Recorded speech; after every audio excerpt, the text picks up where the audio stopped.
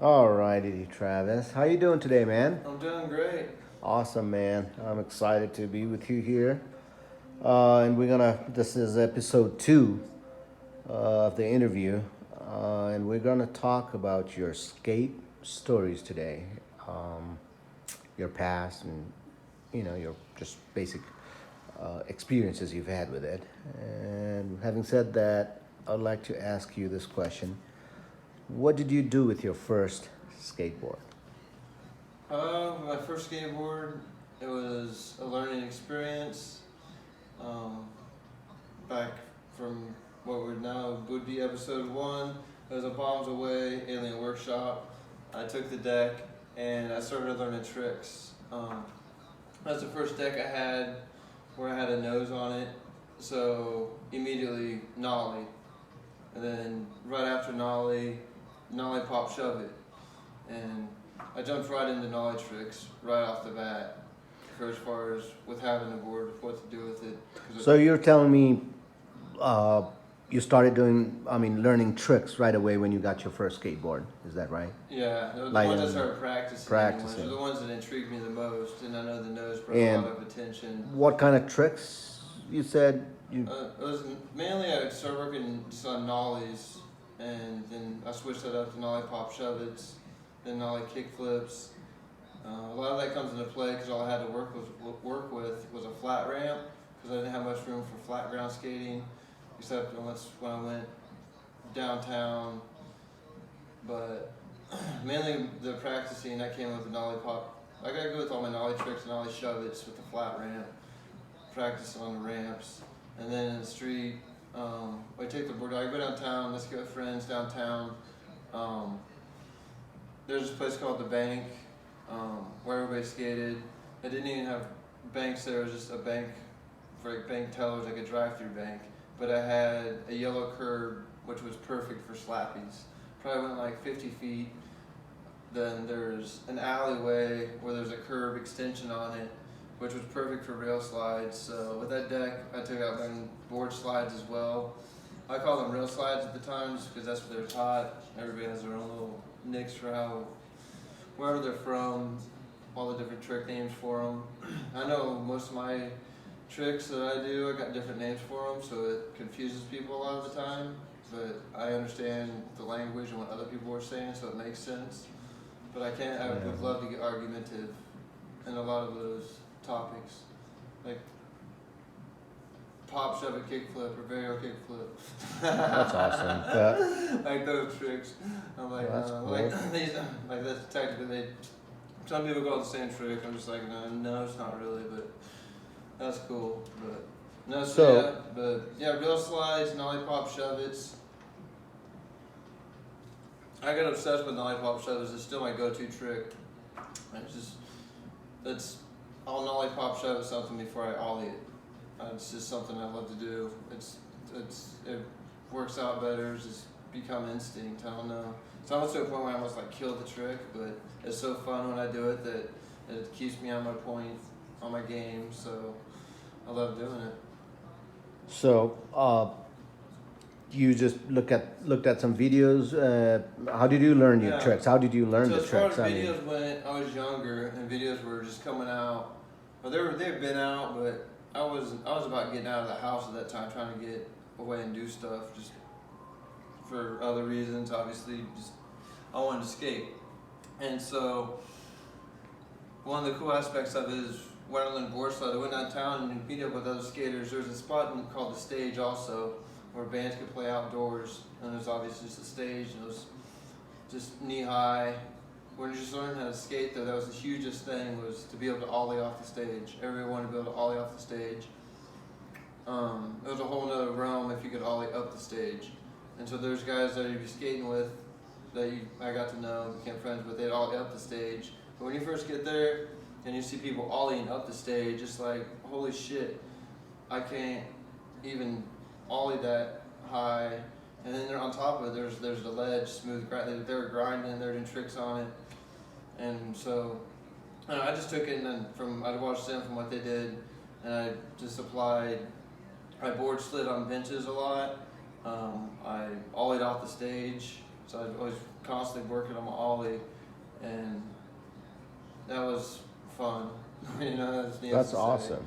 It was downtown, so there's cops everywhere. So I just want to throw that in there too. When I grew up skating and skating street, me skating street from where I was from in the Midwest was almost impossible. Cops were on you, and with that, I don't know, I'll throw in a cool story. Like they're on you so much that you know you're gonna run from the cops. I had this buddy I was skating with, and he had some of the best stories. But he was skating with us, and sure enough, we're skating the bank, and they're across the street from each other. There's the bank and there's the stage. The stage is on one side of Santa Fe.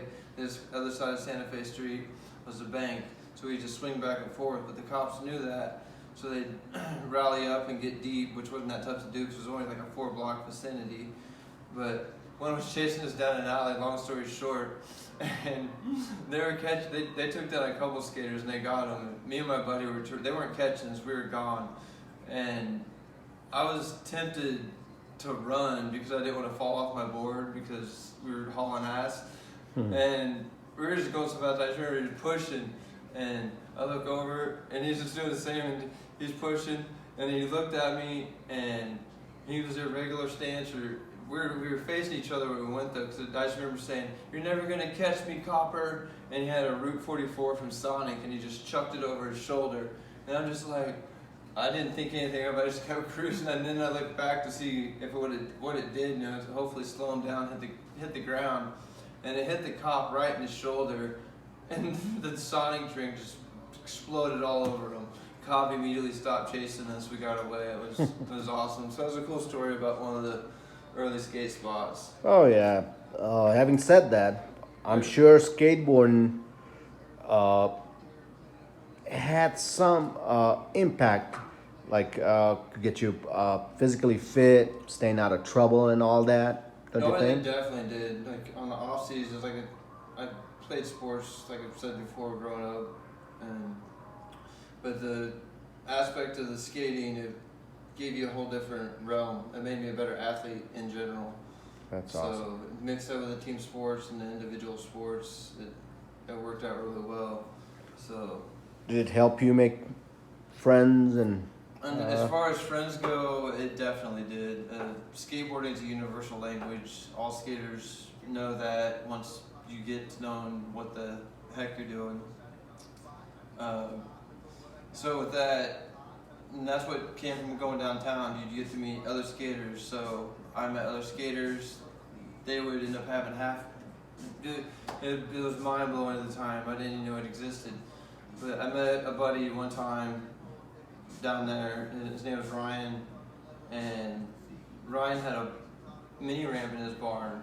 And I was thinking, mini ramp in a barn, and he lives out like way out in the country in the fields where all the farmers were at. So I was just thinking, man, I don't know about this, man. We go out there, we're following these directions. I remember we're like 14 years old, driving my buddy had an El Camino. We're trying to get to this damn red barn in the middle of nowhere. We finally get there, get to the place, and we knew it was in the upstairs part of the barn. And he said if we just pulled up, he'd like walk out, but he didn't walk out, so we went ahead and walked in, said hello to I guess his mom or grandma. Somebody came up and said hello to us, and they said, yeah, just turn the power on and you can go ahead and just skate it, because he was out doing something. He wasn't back home yet from whatever the hell he was doing. So my buddy had been there before. It was all old school electrical because it's an all old barn. So immediately my buddy's like, dude, don't touch anything. You're gonna shock yourself. So like, let me take lead on it. So I kind of stood back. We tried to use the light much as possible to see. We were able to get light turned on.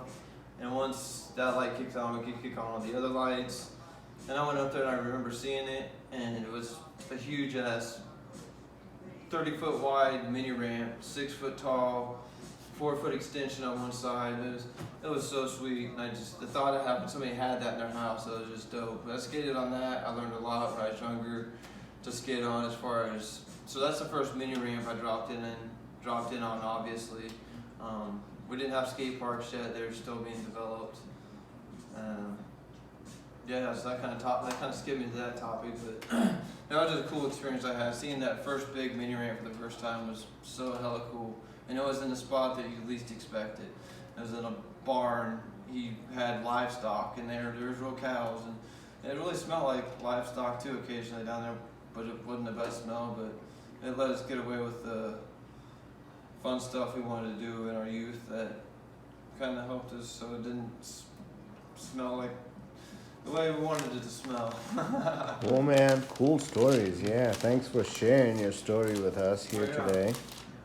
All right. Having said that, so what's next? I know we have another episode coming after this. We'll talk about your new skateboards and the artwork and all that Yeah. you're doing right now. So we'll get to Yeah. that in our next episode next week. But Yeah.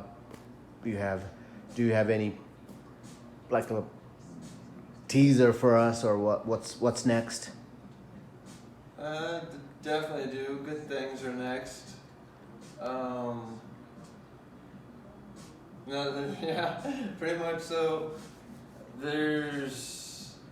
We went ahead and ideas kept going, and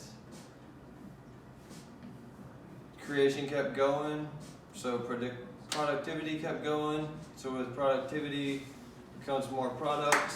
I just figure everything's working out so well. Local sponsors would love digging this. Shout out to T Cloud. It's great.